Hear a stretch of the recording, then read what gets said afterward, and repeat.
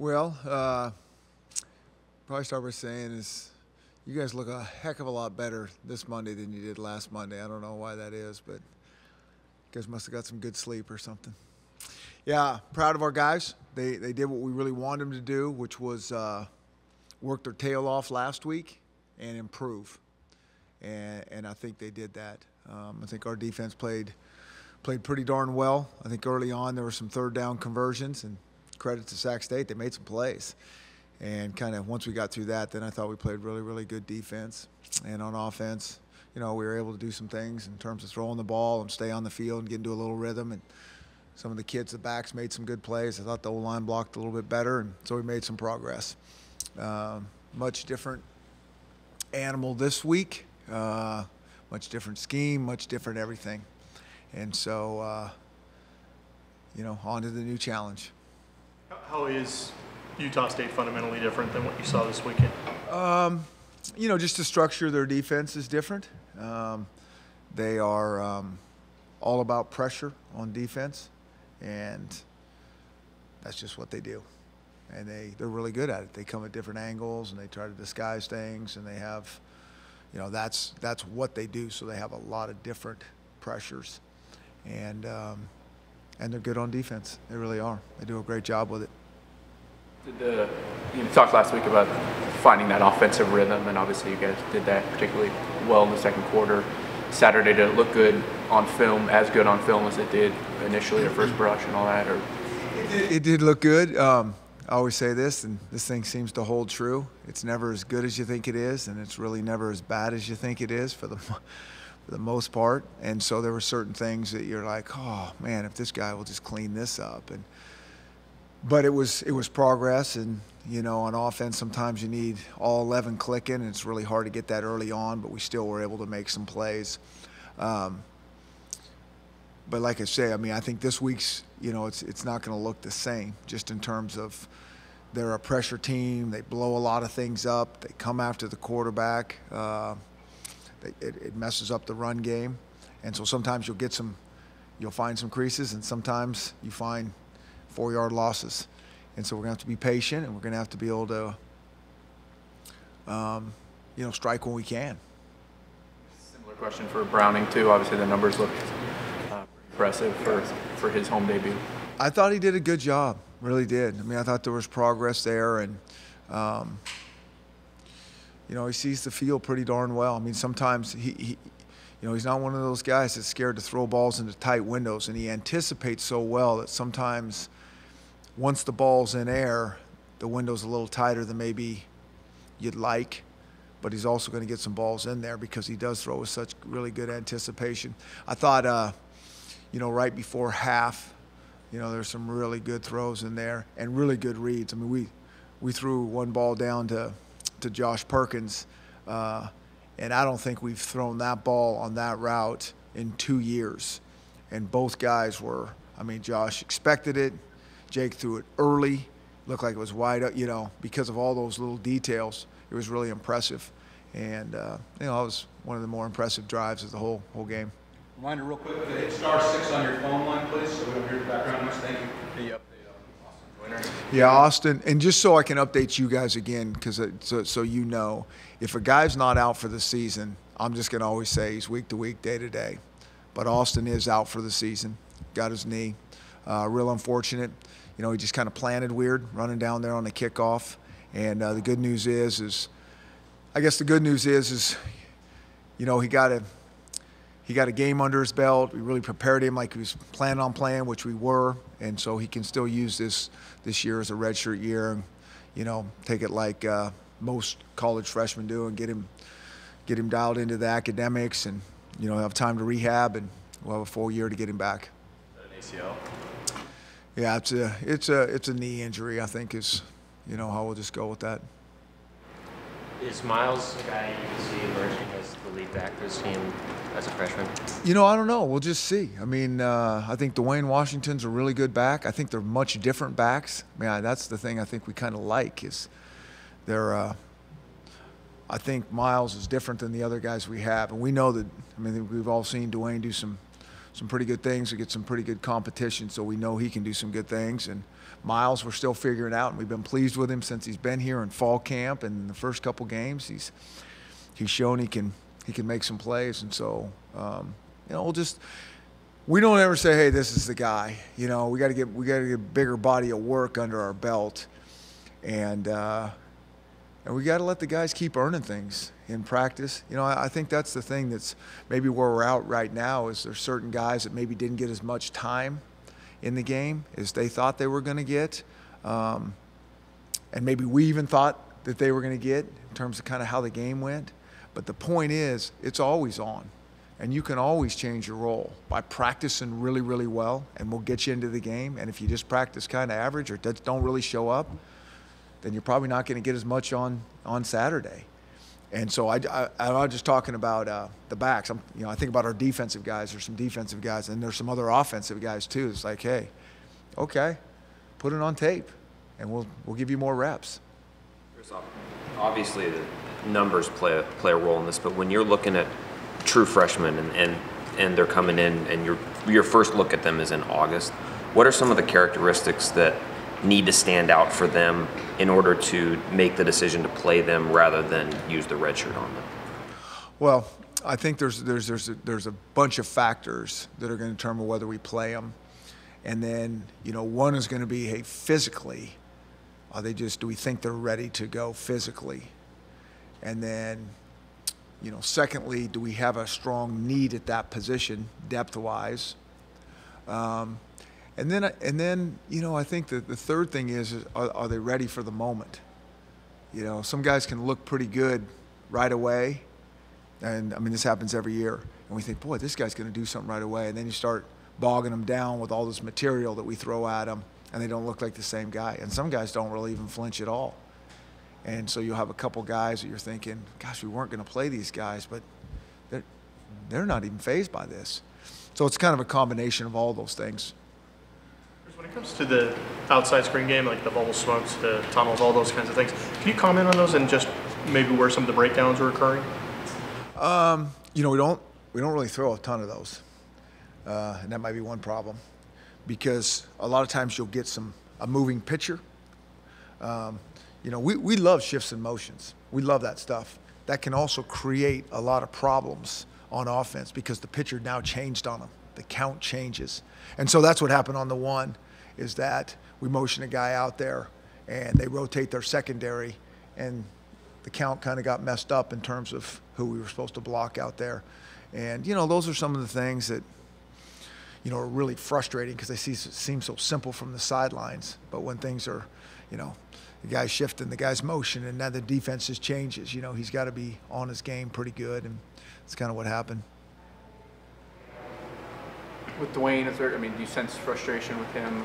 A guy who I think a lot of us had high expectations for this year, coming off that big November. And still got a couple touchdowns and still did a pretty good job, and it's game 2. And, if guys are frustrated right now, I think we got the wrong mentality.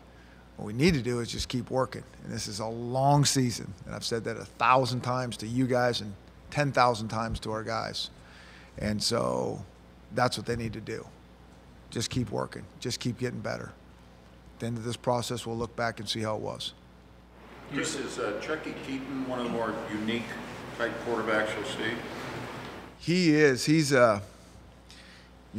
gosh, we've seen him for a long time as well. And he is how do you describe him? He's probably just a great competitor. He just plays very hard. You always see him at the end of the games just kind of dragging himself around because, he'll go. And he's not afraid to run the ball and take a shot and get hit and do whatever he needs to do to help his team win. And, he's a unique guy. He's just kind of he's just a football player is what he is, at that quarterback position. You mentioned Miles having a different style of running maybe as opposed to Dwayne. Does Miles' style fit a guy who could carry it 20 to 25 times a game if need be? Yeah, I think all those things are still to be determined. I don't think it's, anyone's style so much if a guy is more of a patient, shiftier as opposed to a downhill. I mean, I think it just kind of depends. Can a guy hold up? You know, does he have that innate sixth sense where he can kind of slip guys at the last minute and not take big shot after big shot? You know, I think all those things matter. You know, I think early on his style kind of indicates that he's pretty shifty and can kind of slide things to the last minute. But again, you know, these are some pretty fast, big, strong guys that we're getting ready to go up against for a long period of time. So we don't need just two. We need more than just two backs. I just keep saying that. You know, these two guys are kind of rolling right now, but those other guys are going to have to be ready, and they'll get their opportunity as well. Chris, do you buy into the idea of a big emotional letdown possibly when there's rivalry games on the line, and you look at Utah State and how they just played Utah, and sometimes how that works in your experience? I don't think that there's going to be a letdown coming here. I just don't. I think there's certain games on everybody's schedule that you say, okay. You know, I think that's one of the issues with our schedule. I mean, you can make a case every single week for us, and I think it's really hard for guys to play at their emotional peak week after week after week. I mean, I think that's just extremely hard to do. Now, do I think looking at, you know, Utah State's schedule and, you know, are they going to be ready to play us? And is this a big – absolutely. I mean, I know that. So there will be no letdown from Utah State coming over here. I mean, I know Matt Wells very well, and I know how he coaches, and I know how hard those guys will play. Is there a Utah State brand of football that you're accustomed to seeing? You know, I think they're very similar to, you know, Boise. I mean, I think, you know, you could feel that rivalry really heating up, and I think they get good players, and I think they play really, really hard. On offense, the style is similar. Defense is a little bit different. But what the similarity is those guys know what they're doing, and they play really fast and really hard.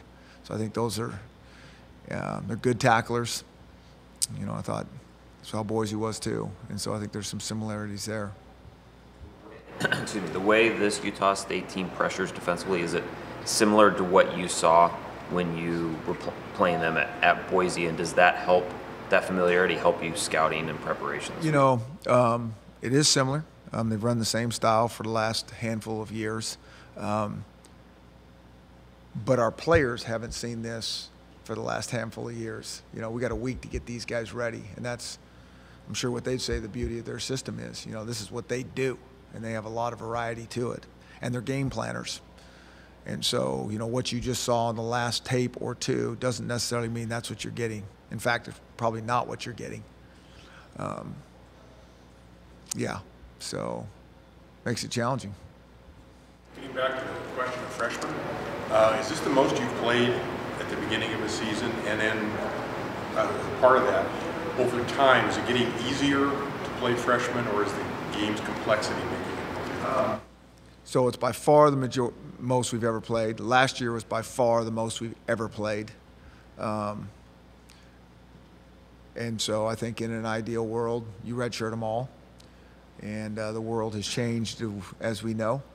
And we don't live in an ideal world. And so we're going to have to play more true freshmen. But I also think, like I said before, the freshmen are better. They're really well coached. Some of these guys don't even flinch at coming in here and all the stuff that we're throwing. They got to learn a new language because we call things differently, but they'll be like, we had this concept, I know this, and just how fast they can relearn it. And so I think it's a combination of all those type of things. And I also think it's, you know, it's great for recruiting. I mean, all we got to do is say, you're going to get a great chance, and if you're good enough, you're going, if that's what you want to do. Because are you hearing any additional talk from the defense this week in terms of just keeping this scoreless streak alive in terms of the quarters and all that? No, I don't think we're there yet. No. You know, like I said, I think those guys are playing hard. I think they're playing pretty good. But, you know, this is, like I said, this is a different animal than we played last week. I mean, these guys are good and led by the quarterback. They make plays. They have some really good wideouts, hard-nosed running backs, and so they're going to make plays. They're going to move the ball. I mean, they just got too many weapons there not to, and so what we need to do is just be able to try to slow them down and contain them. And we're totally expecting a really tight, hard-fought game. You know how many snaps Trey Adams ended up playing? I don't know, but he got a decent amount. Anticipate ramping up kind of the workload for him? Yeah, it's just, so much is just going to have to be with, how fast we can bring him along mentally so he's not overthinking things. And, this season he's going to, whether he's certainly a true freshman, but even some of these redshirt freshmen, I mean, there's going to be a lot of thinking going on, and the more reps are going to eliminate some of that. But you can see that he's doing well. How did you grade out the snaps you did play? We're pretty nitpicky, and so when a guy sees his grade, he can be a little bit, down in the dumps. But I thought he played pretty well. Now, I look at the big picture there and see progress and how he's doing. And Coach Strasser, will pick things apart like Coach Powell, Coach, Lake. I mean, they're going to pick everything apart. And so sometimes, it's grades could be deceiving a little bit. Joshua Perkins showed up in your pass game deep, but what about his run blocking? How crucial was that to get things going? Yeah, all those tight ends love to catch the ball, but they're not going to be on the field a whole bunch if they can't block for us. And so I think he's doing a good job there. He's a really good pass receiver, as you could see. I mean, I think he's got a good feel for the game, and I think he and Jake are kind of on the same page. I think Jake can feel him pretty good. I think they really see things similar, which really helps him there. But like you said, we got to be able to block, and I think his strength is the pass game, but he also is improving and doing a decent job, a good job, run blocking. With the tight ends in general, when you look at the depth chart and you see oars by the first four guys, what should fans read into that? Well, what they should read on is come to the game and watch those oars all get on the field and all play, because that's what happens. And so we'll put guys in, depending strengths and those type of things. And, that's the one thing that I do like is that, not all the stuff that we're doing is going fast. I mean, we're going to put guys in and play to their strengths. And so, like I said, way back in August, I mean, one of the things that we like is playing a lot of guys. One of the things I'm loving to see is David Ajamu on the field a lot more than he was last year. That guy works hard. That guy does a good job. He's earning more reps, and you see him on the field a lot more. And he's doing some good things. And so that's awesome. That's how it should be. So they really are oars. Those guys are going to all kind of rotate in there depending on what we're doing. Anything else? All right. Thanks, everyone. Okay. Thank you.